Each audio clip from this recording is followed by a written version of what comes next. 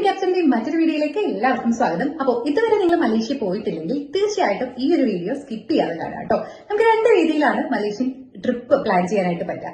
ഒന്ന്, നമുക്ക് കോലാലംപൂർ ബേസ് ചെയ്ത് പ്ലാൻ ചെയ്യാം. രണ്ട്, ലങ്കാവി ബേസ് ചെയ്ത് പ്ലാൻ ചെയ്യാം. ഇത് രണ്ട് ടൂർ പാക്കേജ് ആയിട്ടും പ്ലാൻ ചെയ്യാം. അതല്ലെങ്കിൽ ഇത് രണ്ടും കൂടെ ക്ലബ് ചെയ്ത് സിംഗിൾ പാക്കേജ് ആയിട്ടും ചെയ്യാം. അപ്പൊ നമുക്ക് കൂടുതൽ ഡേയ്സ് വേണ്ടി വരും എന്നുള്ളത് മാത്രമാണ്. നോർമലി നമുക്ക് ഇതെല്ലാം കൂടെ ഒരു 7 ഡേയ്സിലൊക്കെ ഉറപ്പായിട്ടും ചെയ്യാം. ഏറ്റവും കംഫർട്ടബിൾ ആയിട്ട് 7 ഡേയ്സിൽ ചെയ്യാം. അതിൽ കുറച്ചും ചെയ്യുന്നവരുണ്ട് കേട്ടോ. അപ്പോ ഇപ്പോ നമുക്ക് നിലവിലെ ഒരു അപ്ഡേഷൻ അനുസരിച്ച് December 1st, 2023 to 31st December 2024 വരെ മലേഷ്യയിലേക്ക് വിസ ആവശ്യമില്ല. വിസ ഫ്രീ ആണ് എൻട്രി. അത് ജസ്റ്റ് നമുക്കൊരു ഓൺലൈനിൽ ഒരു ഫോം സബ്മിറ്റ് ചെയ്യേണ്ട കാര്യം മാത്രമേ ഉള്ളൂ.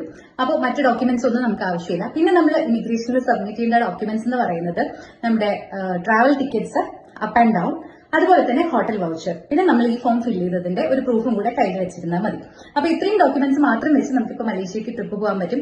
അപ്പോൾ നിങ്ങളുടെ മലേഷ്യൻ ട്രിപ്പ് എൻക്വയറീസ് അത് ലങ്കാവി ബേസ് ചെയ്തിട്ടാവട്ടെ, കോലാലംപൂർ ബേസ് ചെയ്തിട്ടാവട്ടെ, ഏതാണെങ്കിലും താഴെ കാണുന്ന നമ്പറിൽ എത്രയും പെട്ടെന്ന് കോൺടാക്ട് ചെയ്യാം. അപ്പോൾ ഇനി അധികം താമസിയാതെ മലേഷ്യ കണ്ടു മടങ്ങാം അല്ലേ. Bye bye. അടുത്ത വീഡിയോയുമായിട്ട് എത്രയും പെട്ടെന്ന് കണ്ടുമുട്ടാം കേട്ടോ.